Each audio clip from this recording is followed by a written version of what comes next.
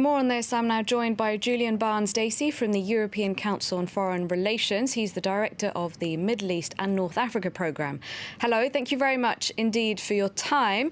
First of all, what do you make of the Saudis' new account of what happened to Jamal Khashoggi? I think it was very clear that they were coming under immense pressure.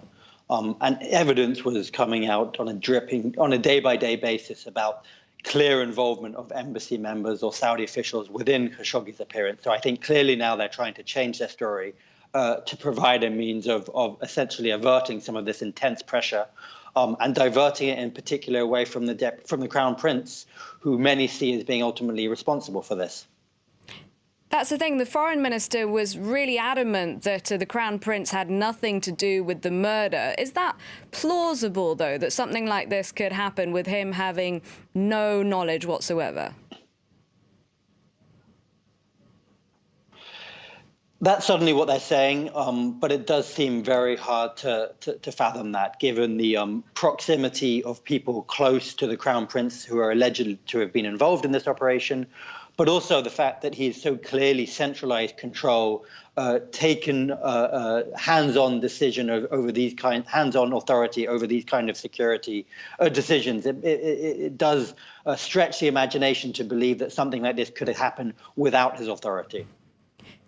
You mentioned just before, you said drip, drip of information coming from Turkey. And that's the thing. We've had officials giving pro-government media information bit by bit. What do you make of the way Turkey has handled this case?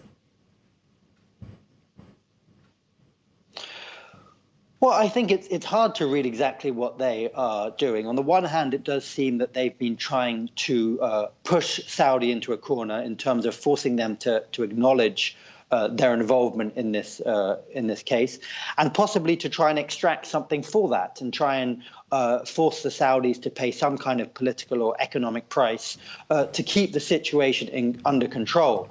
I think what remains to be seen whether this is really about Turkey trying to gain leverage and extract concessions out of Saudi, or whether this is ultimately going to be about Turkey trying to squeeze out Saudi Arabia from a position of regional leadership. And I think much depends on what President Erdogan will do tomorrow.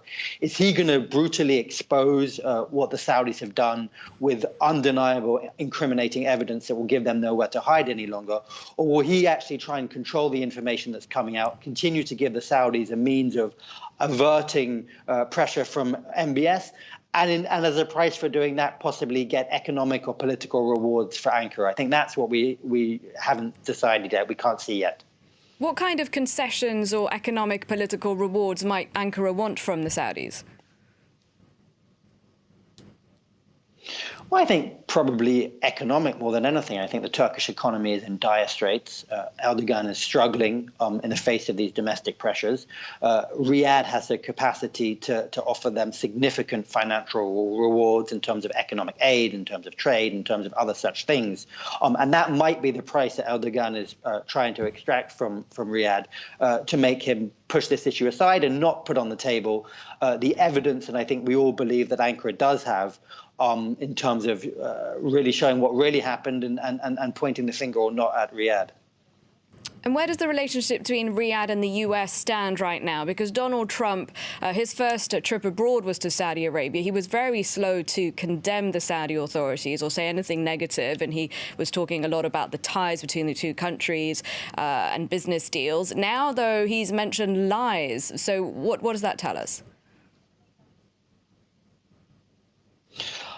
I think in the first instance, President Trump has been keen to protect the Saudi relationship. He's formed a very close relationship with Riyadh. MBS is very close to his son-in-law, Jared Kushner. And we have seen US attempts to try and help, shall we say, the Saudis with their cover story, accept what Riyadh is saying. But what Trump does face is significant domestic pressure. I think you see pressure from the media, you see pressure from Congress, and it's making it very hard for him to go along with the story when the evidence doesn't stack up. And that may push Trump to take more significant measures in response to Riyadh. All right. Thank you very much indeed for your time and your analysis. Julien Barnes-Dacey from the European Council on Foreign Relations. Thank you.